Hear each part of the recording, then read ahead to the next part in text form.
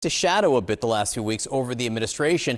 But this morning, the president kind of faces a different problem among a key voting group. CNN's chief data analyst, Harry Enten, is with us this morning. What group are we talking about, Harry? We are talking about independents, Mr. Berman. I will say this is the biggest warning sign, the biggest danger sign for President Trump in his second term so far. Why is that? Because it does not appear that there is a bottom to which Donald's support can't fall to. What are we talking about? Trump's net approval rating with independents. You know, there was all this hubbub about Gallup that came out this past week. You see, back in January, it was minus 2 points. Now it's minus 35 points. But what's important here is Gallup is largely matching the average. Back in January, in the average, Trump's net approval rating with independents was minus 3. Look at where it's fallen to now, minus 29 points. That is a drop of over 25 points with the key part of the electorate. If you're not winning among independents, you're probably not winning overall. And when your net approval rating is minus 29 points,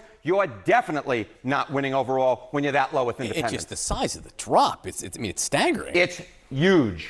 Okay, so how does this compare historically? Yeah, you know, we were talking about Trump's overall approval rating, that it was the second worst overall. But we look among independents, it is the worst on record at this point. My goodness gracious, worst net approval ratings ever 6 months in among independents. Last time around, Trump broke the all-time record at minus 23 points. He is even lower than that now at minus 29 points. He has broken his own record for the worst on record. As I said at the beginning, there appears to be no fall, and Trump is certainly falling through that floor. So during the Biden administration, I think there was a lot of thinking that maybe enough focus wasn't being paid to the effect that inflation had on people's thinking. And it may very well be that inflation is playing a bigger role in opinions than we recognize. Yeah, so inflation in my mind was what cost Joe Biden the presidency more than any other factor, and it brought him down. But guess what? Donald Trump at this point, his net approval rating on inflation among independents, it's actually worse than Biden's was a year ago. Biden was way, way underwater at minus 38 points.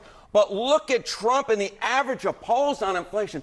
Oh, my goodness gracious, minus 45 points. I never thought I'd see the day, especially this early on in the Trump administration. The issue that in large part got him elected is at this point the issue more so than any other that is dragging him down. If this is what we have on midterm day come 2026, I can promise you this. The Republican majority in the House, you can wave adios amigos, goodbye to it, because Republicans, simply put, can't win with this number. Harry Enten, thank you very much. Thank you.